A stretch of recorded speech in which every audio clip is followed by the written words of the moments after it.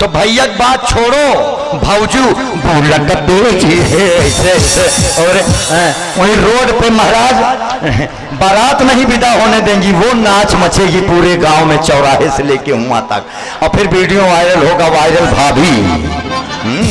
भोजपुरी वालों ने जो सत्यानाश किया है, अरे बाप रे बाप। हाँ, महिलाएं भी डांस कर रही, लंदन से लाएंगे, घर में भांग नहीं है भूजी, लंदन से लाएंगे भैया। इधर दुल्हा खड़ा जयमाल लेके, इधर दुल्हन खड़ी है, और दुल्हा जयमाल दुल्हन को डालने वाला है। दुल्हा फुफ्फा पहुंचेंगे ऐसे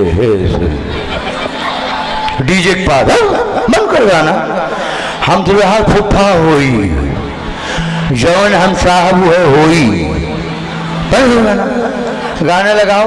अब डीजे वाले के डीजे में दुल्हा फुफ्फा अपन मोबाइल खोस दिए, अब दुल्हा जयमाल डालने वाला है, फुफ्फा गाना बजाए, याद करा जहिया कुंवर रालू। यही चल रहा है पूरे भारत में। आपको ये जान के हैरानी होगी, खाली शादी विवाह में नहीं, जागरण में भी आजकल धार्मिक नाच खूब चल रही है। समझते नाच, धार्मिक भक्ति नाच, पब्लिक भी नाच रही, भगवान भी नाच रहे हैं, देवी देवता भी नाच रहे हैं, हू हल्ला मचा हुआ है। हिंदू धर्म को खतरा किसी और धर्म से नहीं है, हिंदू धर्म के जाहिलों से है। मजा ही लेना है आपको तो एक चिलम गांजा पीना चौराहे बैठ के, ये गांजा पिएंगे भैया, गांजा, और भांग खाएंगे। इनसे पूछो क्यों खाते, कहे हम शंकर जी के भक्त हैं, और ऐसे बोलेंगे जैसे कैलाश पर्वत पे इनके दादा भांग का ठेका चलता हो, यही शंकर जी के सप्लायर हो सबसे बड़े उत्तर प्रदेश के। दिलवाले पिक्चर आ जाती ना, अगर वो दिलवाले वाला पियानो वाला जरा एक बार बजा के इनको सुनाइए।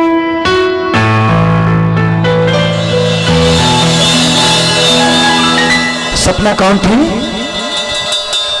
तब सुनील शेट्टी आज बोलते दिलवाले तो बहुत देखे, लेकिन मोहब्बत में जो गांजा पी के पागल हो जाए।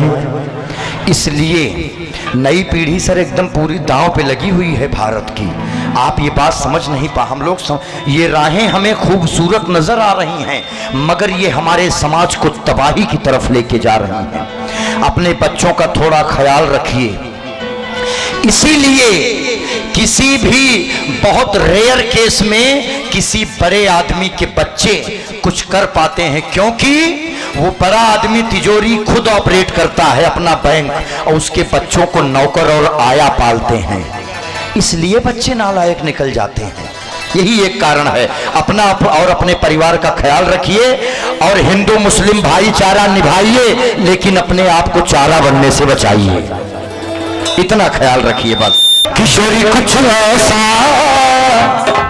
आगे की लाइन क्या है? इंतजाम हो जाए,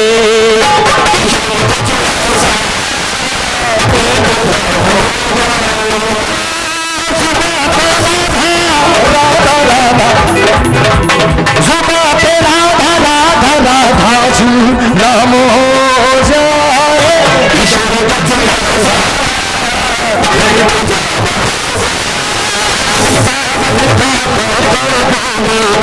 राधा राधा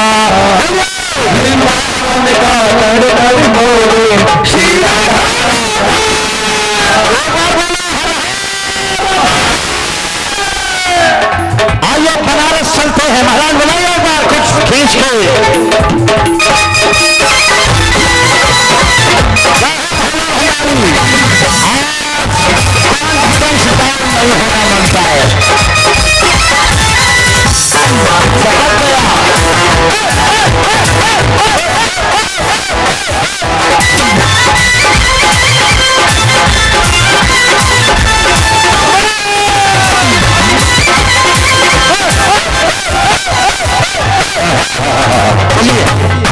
यहाँ इस तरफ के लोगों को छोड़ के, जो लोग सोफे पे बैठे हैं, आप लोगों को छोड़ के, हमारे मंच के कलाकारों को छोड़ के, हमारे सवालों का जवाब कोई भी दे सकता है। अगर 4 जवाब सही हो गया, भैया क्या नाम? धनु, हाँ बनवारी लाल जी, तो 11,000 हमारी तरफ से कमेटी को। बाकी पैसा तो हम सरकार से कमा ले रहे हैं, पैसे की क्या बात है। कर्म अभी पैसा कहीं से कमा सकता हूं हम भाई। कोरोना की दूसरी लहर आई थी तो मैंने बनारस के शमशान घाट पे लकड़ी बेचने की दुकान खोल दी। आओ कभी सेवा का अवसर दो 10% डिस्काउंट के साथ। इसे कहते कर्मकांडी पंडित। हमको शुगर हो गई, डॉक्टर कहे पंडित जी खाना बंद कर दीजिए। हमने कहा ये सब मत करिए भाई, ऐसा नहीं हो सकता। हम ब्राह्मण आदमी हैं, खात खात गिर गिर पड़े फिर से उठ के खाए। असली पंडित हुए आज ये खाए खात पियत मर जाए। ये तो सबसे पहला सवाल केवल 2500 रुपए का। बोलिए गोस्वामी तुलसीदास की जय। का लग रहा है खाली तुलसीदास ही जयकारा लागे। सवाल का जवाब दीजिए। भारत में महिलाओं को घर से निकल के स्कूल में जाके पढ़ने का अधिकार, पहले अंग्रेजी शासन में नौकरियां 12 घंटे की होती थी सरकारी, उस 12 घंटे से हटा के उस नौकरी को 8 घंटे पे लाया गया और महिलाओं को घर से बाहर मतलब स्कूल में जाके पढ़ने का अधिकार दिया गया। ये काम किसने किया भारत में? यही सवाल है पहला। देखिए महाराज, अगर महिलाएं जवाब नहीं दे पाएंगी तो भैया लोग जवाब देंगे। 2500 रुपए का, चारों सवाल सही होना चाहिए, पैसा तत्काल मिलेगा। भारत में महिलाओं को पढ़ाई मतलब स्कूल जाके मतलब पढ़ाई, घर से निकलिए पढ़ाई करिए, इसका संवैधानिक अधिकार भारत के किसकी वजह से ये मिला? नौकरी 12 से घटा के 8 घंटे सरकारी हो गई और महिलाओं को पढ़ने का अधिकार मिल गया। ये किसकी वजह से मिला? महिलाओं में किसी को पता है किसने किया ये? भैया लोग में किसको पता है? एक मिनट, वो देखो भैया बताएंगे। चलो 2500 गया लग रहा है। यहाँ ये आगे आओ, देखूं इतने विद्वान कौन मिल गए बहराइच में। महाराज पैसा पैसा चला जा रहा है, इनको लाया जाए, आगे लाया जाए। आप जैसे विद्वानों की आवश्यकता है यहाँ पे। वाह, तालियां बजा दो एक बार खींच के। कहाँ गए? तनिक तू हम कहा दे, कहाँ गया हो? हाँ आइए आइए, आगे आइए। क्या नाम है इनका पता करिए। वो भैया बताएं, भैया भैया यहाँ आइए, यहाँ आइए।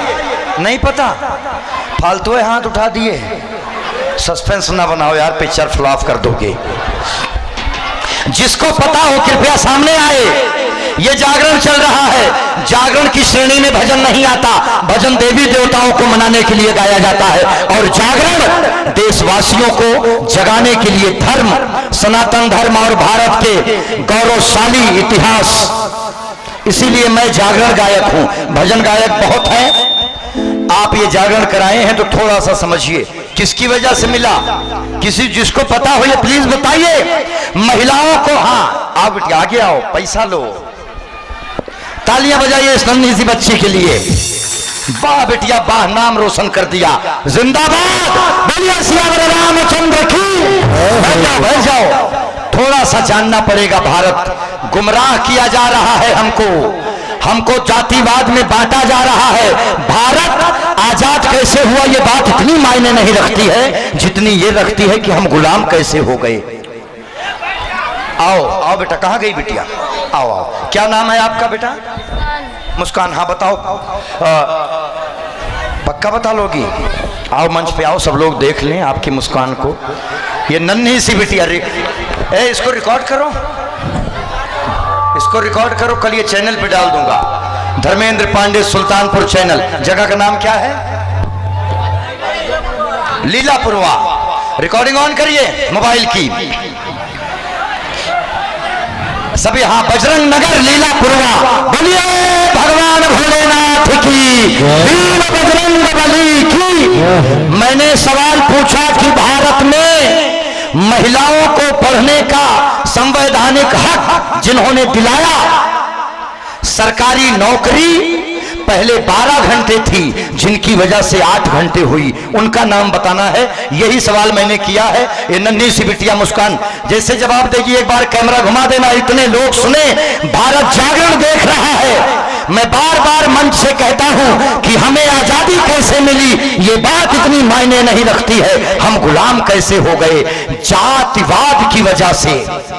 ये हरिजन है, ये बनिया है, ये ब्राह्मण है, ये क्षत्रिय है, ये निषाद है, हमारा झंडा ऊंचा रहे, हम भारतीय हैं ही नहीं। इसीलिए भारत के प्रधानमंत्री जी की तरफ से ये आह्वान है कि ना कोई हरिजन, ना कोई बनिया, ना ठाकुर, ना पंडित हो, आज भारतीय सनातनी हिंदू बनकर एक रहो, सब आपस में ना खंडित हो। बोलिए सियावर रामचंद्र की। तो बेटा वो कौन है जिनकी वजह से महिलाओं को पढ़ने का संवैधानिक हक मिला? बाबा भीमराव अम्बेडकर। तालियां बजाइए, बिल्कुल सही जवाब, जोर, बहुत सुंदर बेटा। दोनों काम उन्होंने ही किए हैं। बाबा साहब महान, जो बात बोल रहा है इसको समझ लीजिए, और आपकी तालियों की आवश्यकता नहीं है। महान अंबेडकर की नालायक औलादे जो भगवान श्री राम और सनातन धर्म के देवी देवताओं को अपशब्द बोलते हैं, वो ये कान खोल के सुन लें कि अंबेडकर को मानने से बात नहीं बनेगी, अंबेडकर की मानिए, उनके पद चिन्हों पे चलिए। ये भारत संविधान से चलता है, लेकिन ये सृष्टि जिन लोगों की, जिन महापुरुषों, जिन देवी देवताओं की वजह से चलती है, भारत के उस संविधान के पहले पृष्ठ पे राम दरबार है, वही संविधान में महात्मा बुद्ध भी है, वही संविधान में भगवान कृष्ण भी उपदेश देते हुए हैं। इसीलिए मैं निवेदन करता हूं कि अपने आप को बांट मत दीजिए। भारत के आपके राजा से कहीं कोई त्रुटि हो जाती, बाप अगर मार दे तो यार बाप बदला नहीं जाता बिना मतलब की। बिटिया के लिए तालियां बजाइए, बहुत सुंदर जवाब। बेटा यहीं कहीं बैठो, यहीं बैठिए, आप यहीं बैठ जाइए, वहां नीचे बैठ जाइए, अभी फिर बुलाएंगे। वाह भाई, बहराइच के लोगों तालियां बजा दीजिए जोरदार। महान ऐसे ऐसे लोग भारत में पैदा हुए हैं, दिल जीत लिया इस नन्ही सी गुड़िया ने। वाह, रखिए ना महाराज। आइए पहले बनारस चलिए, फिर सवाल नंबर 2। दूसरा सवाल पूछने से पहले बनारस का दर्शन करिए। बोलिए जय जय श्री राम। जय श्री राम। विश्वनाथ नमो नाथ पुरारी, त्रिभुवन महिमा विदित तुम्हारी। फूलन देवी का नाम सुना है आपने? सुने हैं, वाह, बहुत बहुत प्रणाम, बहुत बहुत सुंदर। अगला सवाल मैं फूलन देवी से रिलेटेड ही पूछूंगा। थोड़ा जागरण के बारे में समझिए। भारत को तोड़ा जा रहा है। अब जब उनकी बात और किसी धर्म से नहीं बनी तो भारत की रीढ़ पे हमला किए हैं। जय भीम और जय भीम, उनको अलग संप्रदाय से जोड़, वो ये भूल गए हैं कि ये सब हमारे भाई हैं, हम ऐसे बहकावे में आने वाले नहीं हैं। बनारस का दर्शन करिए, फिर मैं अगला सवाल आप सभी को। एक कह रहे थे कि वो फूलन